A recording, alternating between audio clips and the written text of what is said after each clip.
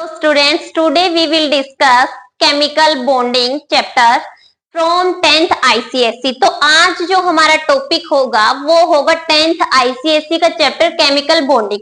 Students, आज के lecture में हम डिस्कस करेंगे केमिकल बॉन्डिंग क्या होती है, कितने टाइप की होती है और जो हमारा इलेक्ट्रोवैलेंट बॉन्डिंग है वो क्या होता है, उसकी कंप्लीट डिटेल में हम उसको क्या करेंगे, डिस्कस करेंगे। तो चलिए देखते हैं सबसे पहले कि केमिकल बॉन्डिंग। ठीक है, तो जो केमिकल बॉन्डिंग है वो कितने टाइप की होती है, हमारी 3 टाइप्स की होती है। फर्स्ट है इलेक्ट्रोवैलेंट बॉन्ड, कोवैलेंट बॉन्ड और कोऑर्डिनेट बॉन्ड। तो सबसे पहले जो हमारे माइंड में क्वेश्चन आता है, what do you mean by bonding, कि बॉन्डिंग है क्या। तो देखिए बॉन्डिंग क्या है, फोर्स ऑफ अट्रैक्शन है टू एटम्स के बिटवीन में। क्या फोर्स ऑफ अट्रैक्शन है दो एटम के बीच में। वो एटम्स हमारे डिफरेंट भी हो सकते हैं और सेम भी हो सकते हैं, उसी को हम क्या बोलते हैं, बॉन्डिंग। फिर माइंड में क्वेश्चन आता है कि बॉन्डिंग होती क्यों है। जो हमारे एटम है जितने भी पीरियोडिक टेबल में वो क्या होते हैं, अनस्टेबल होते हैं, वो फ्री स्टेट में एग्जिस्ट कर ही नहीं सकते। तो वो स्टेबल होने के लिए कोई भी मॉलिक्यूल जो उनके कॉन्टेक्ट में आता है, कोई एटम, उसके साथ क्या कर लेते हैं, बॉन्डिंग कर लेते हैं ताकि वो स्टेबल हो जाए, स्टेबिलिटी को गेन कर ले। इसलिए क्या होती है, बॉन्डिंग होती है। तो बॉन्डिंग है क्या, देखिए a chemical bond may be defined as the force of attraction between any two atoms in a molecule। किसी मॉलिक्यूल में जो दो एटम के बीच का फोर्स ऑफ अट्रैक्शन है वही क्या है, हमारी बॉन्डिंग है। टू मेंटेन स्टेबिलिटी, अपनी स्टेबिलिटी को मेंटेन करने के लिए क्या होती है, हमारी बॉन्डिंग होती है। तो हमें पता है जो जितने भी एटम है नेचर में वो क्या करते हैं, ट्राई करते हैं स्टेबल होना चाहते हैं। क्लियर। अब स्टेबल होंगे कैसे, या तो कोई एलिमेंट अपना डुप्लेट कंप्लीट कर ले, जैसे अगर हम बात करें किसकी, हाइड्रोजन की। क्लियर। तो इसका जो इसकी जो वैलेंस सेल है वो क्या होता है, हमारा 1, और इसका एटॉमिक नंबर भी क्या है, 1। तो इसके वैलेंस इलेक्ट्रॉन यानी जो आउटर मोस्ट सेल बोले तो सिर्फ इसमें एक ही क्या होता है, ऑर्बिटल होता है। उसमें कितने इलेक्ट्रॉन है, 1। होने कितने चाहिए, 2। जब ये क्या करेगा, बॉन्डिंग करेगा ताकि अपना डुप्लेट, यानी क्योंकि फर्स्ट में 2 इलेक्ट्रॉन होने चाहिए, अपने डुप्लेट को क्या कर लेगा, कंप्लीट कर लेगा और स्टेबल हो जाएगा। जैसे क्लोरीन है हमारा, इसकी अगर हम बात करें एटॉमिक नंबर का कितना होता है, 17। तो इसकी क्या रहेगी, 2, 8, 7। अब देखिए इसमें कितने इलेक्ट्रॉन होने चाहिए, 8। यानी ये अपना ऑक्टेट कंप्लीट करने के लिए क्या करेगा, बॉन्डिंग करेगा किसी एलिमेंट के साथ, इलेक्ट्रॉन्स को क्या करेगा, इलेक्ट्रॉन को 1 इलेक्ट्रॉन को गेन करेगा। तो इसलिए जो हमारे एलिमेंट्स हैं उनको स्टेबल या बॉन्डिंग की रिक्वायरमेंट होती है, वो स्टेबल होना चाहते हैं क्योंकि, ठीक है। हमें पता है जैसे हमारी नोबल गैसेस हो गई, हीलियम होगी, नियोन हो गया, आर्गन हो गया, क्रिप्टेनियम हो गया, और हमारे ये जितने भी एलिमेंट है ग्रुप 18 में सारे क्या है, हमारे ये स्टेबल है। स्टेबल क्यों, क्योंकि इनका ऑक्टेट और डुप्लेट क्या है, कंप्लीट है। इनके जितने वैलेंस इलेक्ट्रॉन होने चाहिए लास्ट ऑर्बिटल में वो क्या है, कंप्लीट इलेक्ट्रॉन है जितने होने चाहिए। क्लियर। अब हम बात करते हैं इसके टाइप की। अब देखिए टाइप कितने हैं केमिकल बॉन्डिंग के, इलेक्ट्रोवैलेंट बॉन्ड, कोवैलेंट बॉन्ड और कोऑर्डिनेट बॉन्ड। तो सबसे पहले जो आज के लेक्चर में हम डिस्कस करेंगे वो कौन सा टाइप डिस्कस करेंगे, इलेक्ट्रोवैलेंट बॉन्ड। अब हम बात करते हैं इलेक्ट्रोवैलेंट और आयनिक बॉन्ड एक ही होता है, ठीक है। तो जो इलेक्ट्रोवैलेंट बॉन्ड है हमारा वो एक मेटल और नॉन मेटल के बिटवीन में जो बॉन्ड बनता है उसको हम क्या बोलेंगे, इलेक्ट्रोवैलेंट बॉन्ड और आयनिक बॉन्ड। क्लियर। अब जो हमारा इलेक्ट्रोवैलेंट बॉन्ड है ये किसकी वजह से बनता है, ट्रांसफर ऑफ इलेक्ट्रॉन, यानी इसमें कंप्लीटली ट्रांसफर होता है किसका, इलेक्ट्रॉन का। जैसे अगर हम बात करें तो जो आपका ये सिलेबस है इसमें डॉट स्ट्रक्चर डिस्कस की जाएगी, ठीक है। जैसे NaCl हो गया, मैग्नीशियम क्लोराइड हो गया, कैल्शियम ऑक्साइड हो गया, ये आपके पेपर में आ सकता है यहां से क्वेश्चन। क्लियर। अब देखिए जैसे हम बात करें अगर NaCl, जो Na और Cl के बीच में बॉन्ड है वो कैसा बॉन्ड है, इलेक्ट्रोवैलेंट। क्लियर। अगर इसकी हम बात करें तो हमारा सोडियम की इलेक्ट्रॉनिक कॉन्फ़िगरेशन होती है 281, यानी इसके वैलेंस इलेक्ट्रॉन कितना है 1 है। अगर हम क्लोरीन की बात करें 287, यानी इसके वैलेंस इलेक्ट्रॉन कितना है, कितने हैं 7। क्लियर।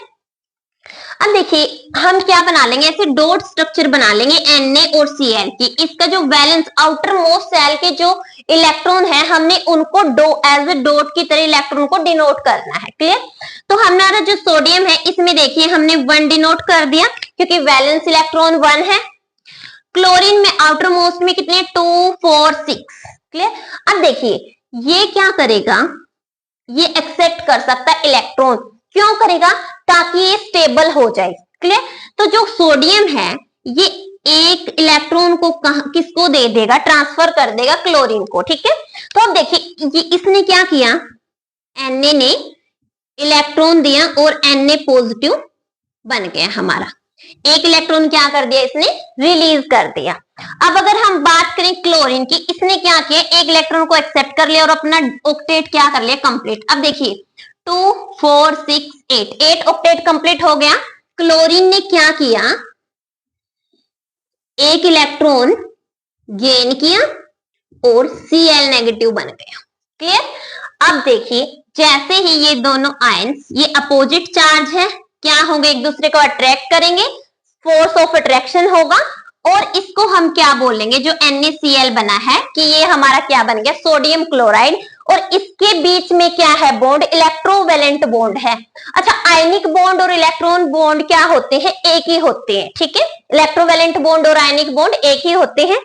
अब इसका आयनिक नाम कैसे, क्योंकि ये आयन से बनता है। आयन से कैसे, देखिए 2 आयन से बना ना, एक कैटायन जो सोडियम है जिसपे पॉजिटिव चार्ज है, ये क्या है हमारा एनायन क्लोरीन जिसपे क्या है नेगेटिव चार्ज है, इन दोनों से ही बना है। तो हमारा आयनिक बॉन्ड किससे बनता है, आयन से बनता है। क्लियर। अब कुछ और एग्जांपल्स हैं, जैसे अगर हम बात करें, आ सकता है कि डॉट स्ट्रक्चर बताओ मैग्नीशियम क्लोराइड का, MgCl2। तो देखिए जो हमारा मैग्नीशियम है हमें पता है ये कितने, इसका एटॉमिक नंबर 12 2 8 2। क्लियर। अब अगर हम क्लोरीन की बात करें 17 होते हैं, 2 8 7। क्लियर। अब देखिए डॉट स्ट्रक्चर बनाते हैं दोनों की। देखिए MgCl में क्या है हमारा Mg। अब देखिए जो इसके वैलेंस इलेक्ट्रॉन है वो कितने हैं 2, तो हम डॉट से 2 इलेक्ट्रॉन को क्या कर देते हैं, डिनोट करते हैं। अब देखिए हम इसको ऐसे कर देते हैं 1 इलेक्ट्रॉन 2 इलेक्ट्रॉन। अब देखिए इसमें क्लोरीन कितने हैं 2, तो एक Cl हमारा ये हो गया, एक Cl हमारा ये। अब देखिए क्लोरीन में कितने 7 2 4 5 6 एंड 7। इसमें भी कितने हैं 2 4 5 6 एंड 7। तो देखिए इस क्लोरीन को भी एक इलेक्ट्रॉन की रिक्वायरमेंट है और इसको भी क्या है, एक इलेक्ट्रॉन की रिक्वायरमेंट है। तो मैग्नीशियम इसको क्या कर देगा, एक इलेक्ट्रॉन डोनेट कर देगा, और जो एक इलेक्ट्रॉन रह गया मैग्नीशियम के पास वो इसको डोनेट कर देगा क्लोरीन को। यानी दोनों क्लोरीन को मैग्नीशियम ने क्या किया, एक एक इलेक्ट्रॉन डोनेट कर दिया और Mg2 पॉजिटिव बन गया। क्लियर। अब जो हमारा क्लोरीन है ये क्या हुआ, इसका क्या हुआ, ऑक्टेट कंप्लीट 4।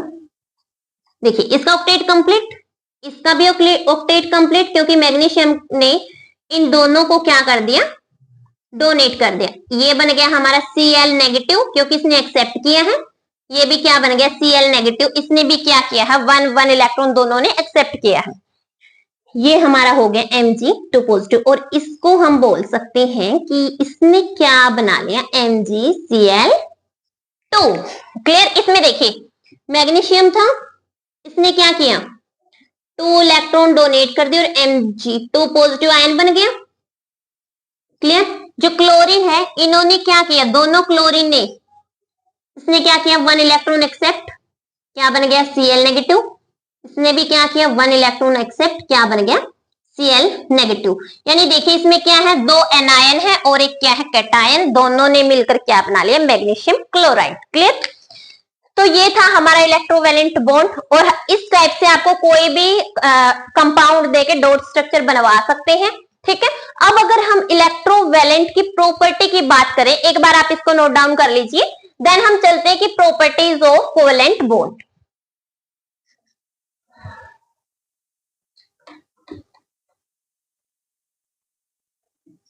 तो चलिए अब हम देखते हैं प्रॉपर्टीज ऑफ कोवेलेंट बॉन्ड।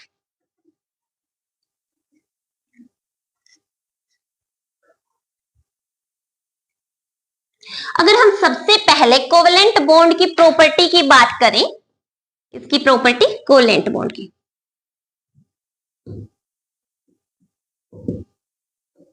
अब देखिए जो हमारे कोवेलेंट बॉन्ड है वो जनरली क्या मिलेंगे,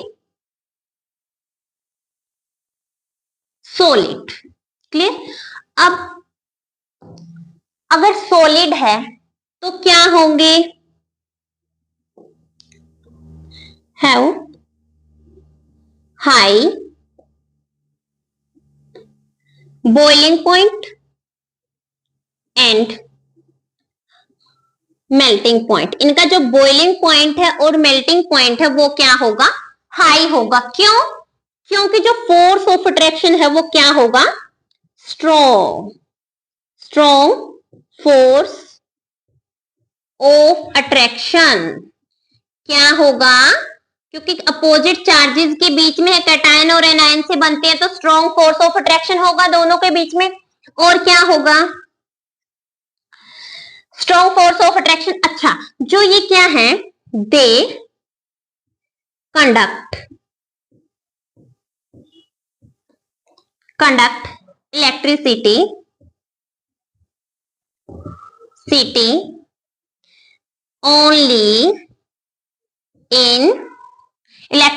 only in molten state।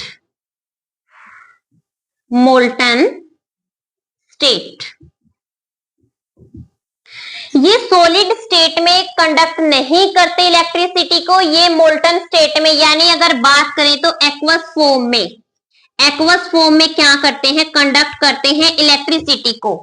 अब यहां से क्या आ सकता है, एक क्वेश्चन आ सकता है। Clear. Why NaCl conduct electricity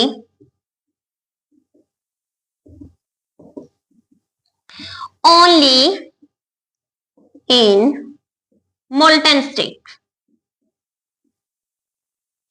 अब देखिए molten state means aqueous solution means जब इसमें वाटर हम ऐड करेंगे तभी ये कंडक्ट क्यों करता है इलेक्ट्रिसिटी को, सॉलिड स्टेट में क्यों नहीं करता। तो आपको इसमें क्या आंसर करना है, जब हम क्या डालेंगे, जो NaCl है। क्लियर। अगर इसमें हम वाटर को ऐड करते हैं तो ये क्या होगा, जो वाटर है वो क्या, जो फोर्स ऑफ अट्रैक्शन है Na पॉजिटिव और Cl नेगेटिव में, उसको क्या कर देगा, ये वीक कर देगा।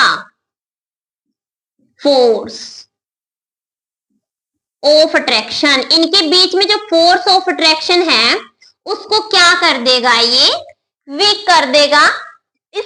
उसको बोलते हैं हम डाइलेक्ट्रिक प्रॉपर्टी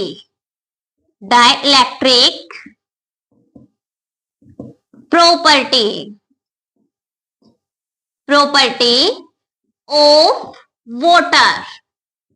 अब देखिए अगर ये फोर्स ऑफ अट्रैक्शन कम होगा तो ये स्प्लिट हो जाएगा पॉजिटिव और नेगेटिव में, जो हमारे आयंस है। अब सॉलिड स्टेट में इनकी में क्या होते हैं, आयंस तो होते हैं बट वो फ्री नहीं होते मूव करने के लिए, और आयंस जब फ्री होंगे मूव करने के लिए तभी क्या करेंगे, कंडक्ट करेंगे इलेक्ट्रिसिटी को। तो जब हम मोल्टन स्टेट में देंगे तो ये आयंस क्या होंगे, फ्री टू मूव, और इसीलिए वो क्या करते हैं, मोल्टन स्टेट में ही इलेक्ट्रिसिटी को क्या करते हैं, कंडक्ट करते हैं, सॉलिड स्टेट में नहीं करते। तो आज का जो हमारा टॉपिक था वो किसके ऊपर था, हमारा कोवेलेंट बॉन्डिंग के ऊपर। मिलते हैं नेक्स्ट टॉपिक के साथ जिसमें हम डिस्कस करेंगे कोवेलेंट बॉन्ड और कोऑर्डिनेट बॉन्ड को। क्लियर? तो चलिए मिलते हैं नेक्स्ट